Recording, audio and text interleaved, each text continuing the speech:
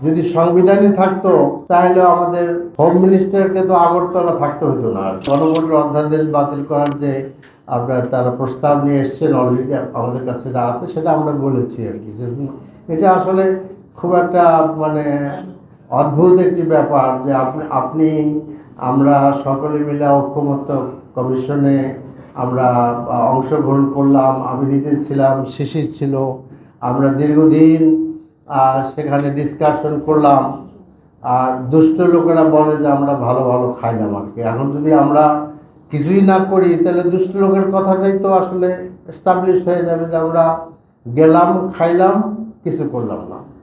তো কাজে আমরা সেটা বলেছি যে আমরা শুধু ডিসকাসই করিনি, আমরা নোট অফ ডিসেন্ট দিয়েছি, আবার আমরা ঐক্যমত হলাম এই ঐক্যমতকে বাস্তবায়ন করা। কারণ আপনি তো বাস্তবায়ন করার পরে আপনি জুলাই চার্টারে স্বাক্ষর করেছেন। তো এতগুলো মানে জাতি দেখলো আর কি, পুরা জাতি দেখলো, ইন্টারন্যাশনাল অর্গানাইজেশনগুলো সেখানে ছিল, দেশ বিদেশে সমস্ত জায়গায় আমরা এটা দেখলাম প্রচার হতে। তারপরে যদি আমরা মানে করি, ব্যাকওয়ার্ড ওয়াক করা শুরু করি, তখন আমাদের জবাবটা কি হবে? জাতি হিসাবে আমরা খুবই আপনার লজ্জার মধ্যে পড়ে যাব এবং লোকেরা মনে করবে যে এই জাতি দ্বারা আসলে কিছু হবে না। এবং আপনারা তো এটা সবচেয়ে বড় সাক্ষী।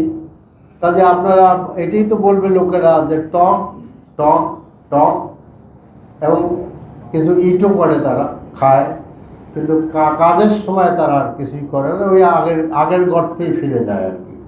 কাজে জাতি যেন আগের গর্তে ফিরে যেতে না পারে সেই প্রত্যাশায় আমাদের থাকবে, এবং তার সবচেয়ে বড় দায়িত্ব সরকারি দলের। আমরা তো ওপেনলি বলছি যে আমরা এর সাথে আছি, সংসদের ভিতরে বলেছি, বাইরে বলেছি, আবারও বলবো, এবং এখনও আশাবাদী হতে চাই যে আমরা যেন জুলাইয়ের সাথে, এসেন্সের সাথে, জাতির আকাঙ্ক্ষার সাথে আমরা যেন মানে বিশ্বাসঘাতকতা না করি। কারণ মনে রাখতে হবে 69% অ্যাবাউট লোকেরা ভোট দিচ্ছে হায়ের পক্ষে।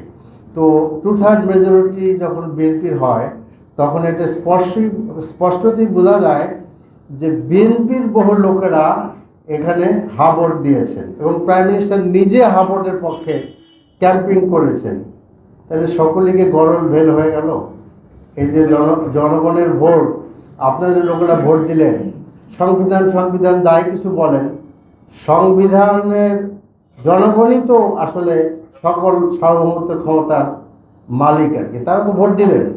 সংবিধান মাইনে তো আসলে জুলাই আন্দোলন হয় নাই, সংবিধান মাইনে তো আসলে 71-এর মুক্তিযুদ্ধ হয় নাই, সংবিধান মাইনে তো তারেক রহমানকে তো 17 বছর বাইরে রাখা হয়নি, তাই না? এবং আমার তো মনে হয় যে যদি সংবিধানই থাকতো তাহলে আমাদের হোম মিনিস্টারকে তো আগরতলা থাকতে হতো না আর কি। এবং যতদিন পর্যন্ত জুলাই আন্দোলন না হয়েছে ততদিন পর্যন্ত তারেক রহমান এবং সালাউদ্দিন সাহেব তো দেশে আসতে পারেননি।